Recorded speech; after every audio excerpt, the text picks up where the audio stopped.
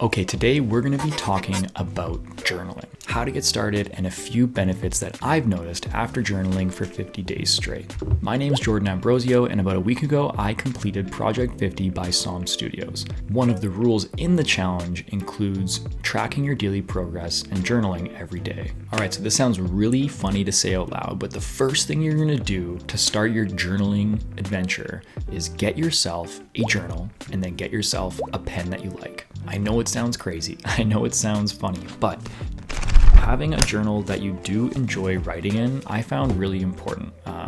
It's just something to take a little bit more pride into, and you're going to be spending, 5, 10, 15 minutes a day, however long you want, journaling, so it may as well be in something that you're pretty proud of and you like. Other thing is finding a pen that you enjoy writing with for the exact same reasons. You're going to be doing it. There's a lot of cool pens out there, and this is actually not one of them, but I do enjoy how it feels. So this is the one that I've got tucked inside my journal right now. It's a Bic Atlantis.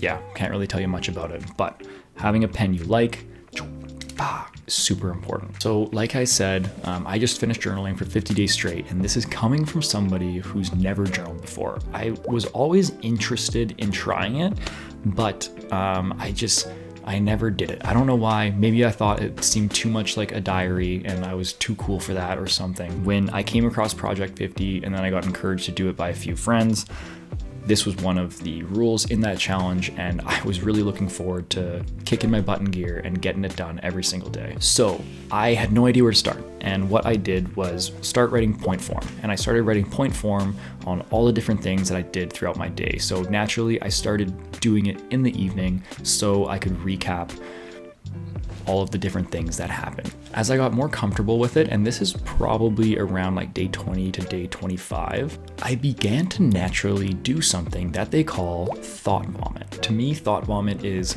getting all of those things out inside of your head that you maybe tucked away in the back, didn't talk about.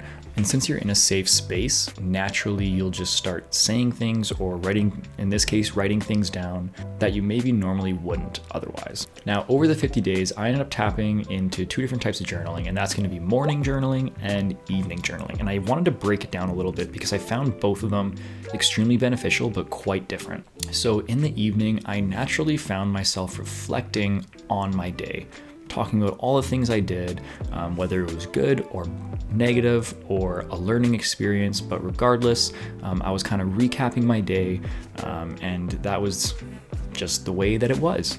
I got to this point where I was kind of getting, I wouldn't say bored of journaling at night, but it felt like there was something more I could tap into. So I started seeing some videos online of people doing it in the morning.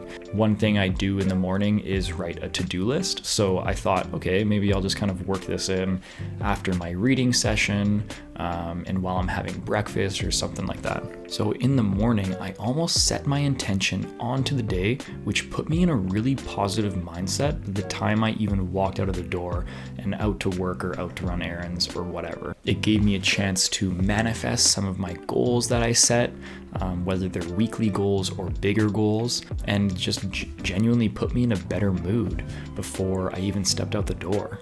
So as I started doing some morning journaling, I was like, damn, okay, I find both of these extremely beneficial. So what I started doing was just going a bit back and forth. So I would do a couple days in the morning, and then I would do a couple days at night. One thing I never actually tried was doing a little bit in the morning and then a little bit at night, but going back and forth, it kind of rejuvenated the whole journaling process and made me look forward to it. So these are 3 of the biggest benefits that I noticed personally after journaling for 50 days straight. Clarity. By writing down and being more mindful of my thoughts and feelings, it allowed me to gain more clarity in my personal life and in my personal life and my career. So whether it's moving into the day and setting more intention, or reflecting on the day and having more humility about your actions and allowing yourself the grace to learn and to be a bit more humble. All right, number 2, gratitude. So one thing I started doing probably like 20, 30 days into journaling was writing down just a little sentence on something that I was grateful for. Now that could be something very small, or it could be something very big. For example, being grateful for clean water to drink, being grateful for a safe place to call home, being grateful for family and friends that care about and love me. Just writing that down on paper puts you in such a different mindset and makes you feel like all of the crazy things that are going on in the world, it kind of just brings you back down to earth a little bit and makes you realize that, life is good, life is precious. And it really helped me remind myself of how great I truly do have things.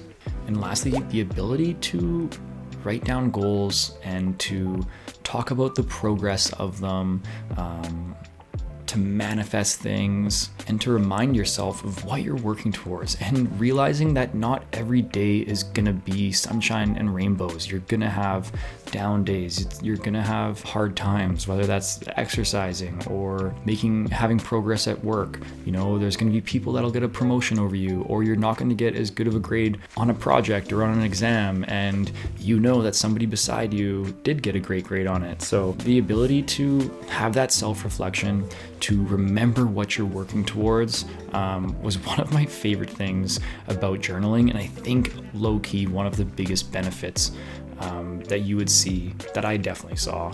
So honestly, there's no way to start journaling besides just grabbing a piece of paper, grabbing a pen, and starting to write stuff down. It's gonna look different for everybody. For me, again, it looked like point form, and starting in the evening, recapping my day and the progress I was making on goals and tasks, etc., and ended up turning into more of like this thought vomit, self-improvement diary, which I'm really enjoying the process of. Switching it up, doing some journaling in the morning, doing some journaling at night. Hey, if you have time, do some in the middle of the day and see how that feels. But it's gonna look different for everybody, so don't beat yourself up on how to start. Just get that pen, get that paper, or that journal, and start writing. If you have any more questions, please hit the comments below. I would love to keep the conversation going. I really appreciate you being here. If you enjoyed this video, if you took something from it, hit that subscribe button, and I will see you next time.